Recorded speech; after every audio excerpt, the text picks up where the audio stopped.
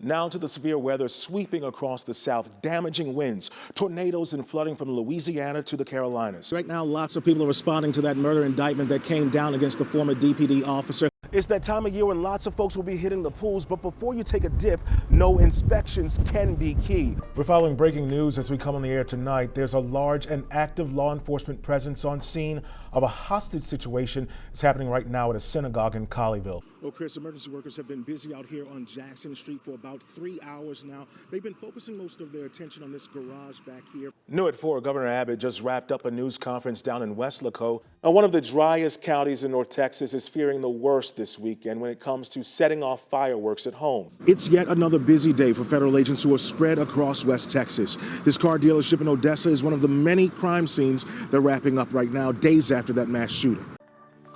Yeah, Kyle, you know, with so many events happening this weekend, I know a lot of people are going to be out and about.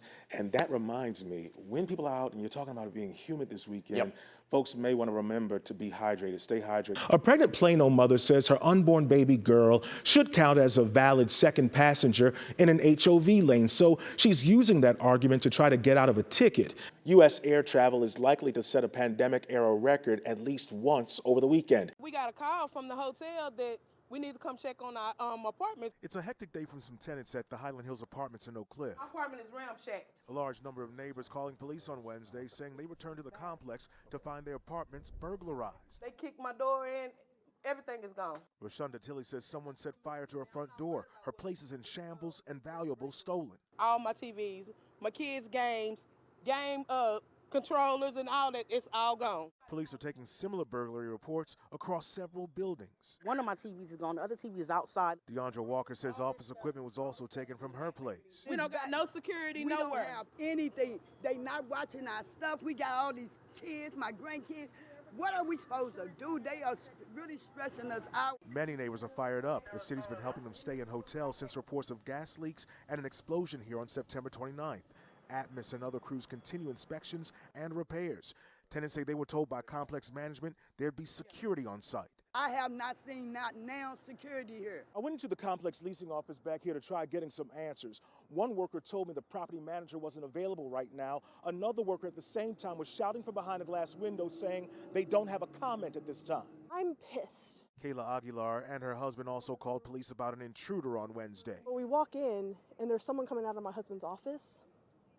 And he sees us and immediately deer in headlights. He's like, I didn't do anything. He's wearing my watch, saying he didn't take anything. The couple managed to fight and restrain one man until police arrived, but they lost 3 TVs, a gun safe with firearms, and other valuables. Y'all low. Y'all, we already struggling and you gonna rob the poor. It's crazy. In Dallas, I'm Fernandez. It's this heated meeting of the First Community Police Oversight Board. You think I go to a meeting like that? You are knowingly and willingly violating state law. Ballooning into chaos on Tuesday night that has longtime Dallas residents like Jessie Johnson and her friends still shaking their heads in disgust. They look like they wasn't in there a hot second. That meeting, with people and police coming face to face. I'm not going to let us in this room act like animals. Another unfortunate issue keeping Dallas at the center of controversy. No justice, no peace. Considering the city's been in the national media spotlight for 3 weeks now. It's sad.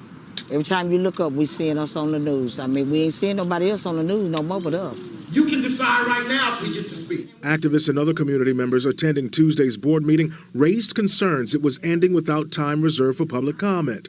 A spokesperson from the city of Dallas claims the open meeting was intended to be an orientation for the new board. I spoke with the newly named chair of the Community Police Oversight Board. He said there were 2 main things that he and the group wanted to ensure moving forward. One, that the times would change to allow more community members to show up to the meetings, and that the public would have a chance to speak during the meetings. Still, some activists are complaining the chaos before things settle down could further divide community and police relations. Chief Renee Hall did offer up these words. I apologize for my temper earlier, and I hope that this does not continue every meeting. The city manager has yet to respond, but neighbors like Johnson agree this can't be a good look for Dallas. Everybody got to be heard. And if we screaming and hollering and fighting at one another and fighting at our chief, we're not going to never get nothing heard. Let's do it, man. Let's spin it up.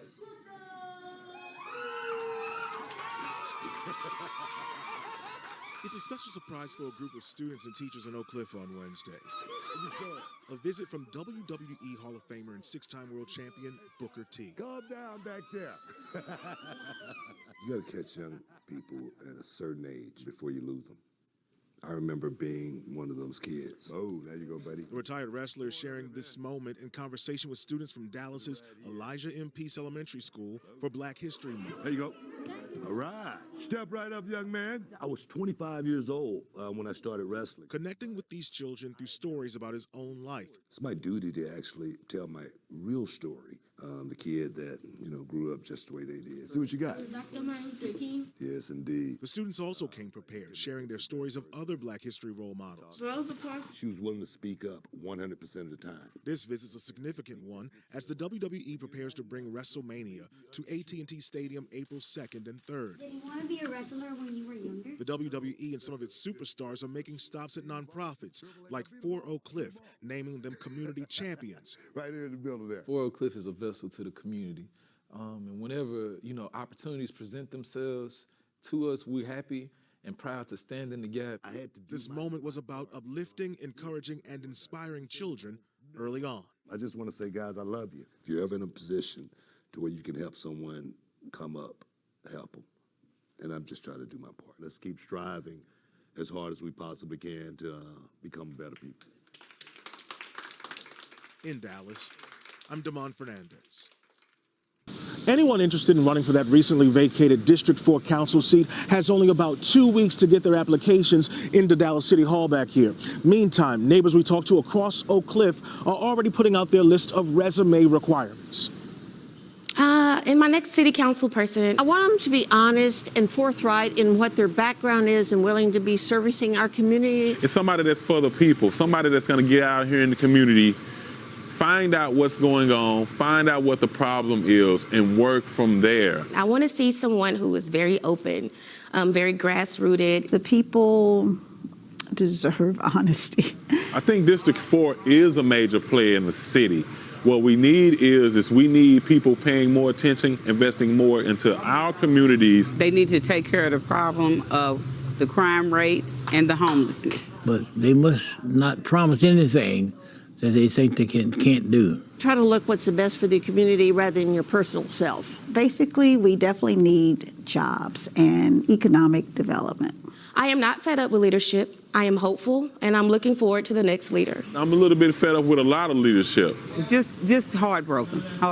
Yes, Oak Cliff is a great area, and it needs to have more attention. District 4 will be fine. District 4 is a community of great people. We have great hearts. Oh yeah, it's always going to be high expectations. Well, there's always hope. Oh goodness, I should hope so. This is a beautiful part of town. We're right here next to downtown.